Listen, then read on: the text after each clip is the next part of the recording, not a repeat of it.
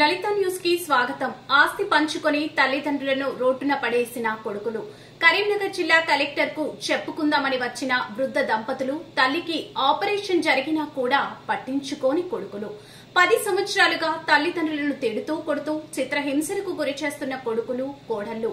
కరీంనగర్ జిల్లా మానకొండూరు మండలం గంగిపల్లి గ్రామానికి చెందిన రేగుల నరసయ్య, లక్ష్మి అనే వృద్ధ దంపతులు తమ కొడుకులు అన్నం పెట్టడం లేదని కరీంనగర్ కలెక్టరేట్ ప్రజావానికి దరఖాస్తు ఇవ్వడానికి వచ్చారు. భూభారతి కార్యక్రమం ఉండటంతో అధికారులు ప్రజావాణిని రద్దు చేశారు. చేసేదేం లేక కలెక్టరేట్ ఆవరణలోని చెట్ల కింద కూర్చొని కన్నీటి పర్యాంతమయ్యారు.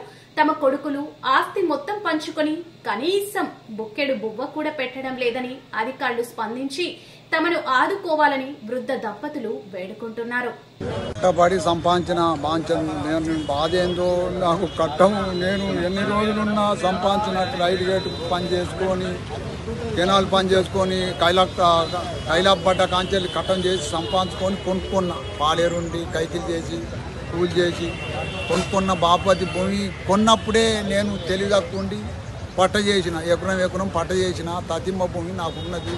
దున్నుకొని ఇత్తలేరు, బత్తం ఇత్తలేరు.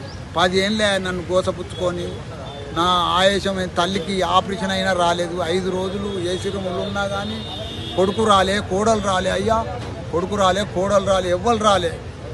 ఇక వచ్చినాక మళ్ళీ కొట్టుడు తిట్టుడు.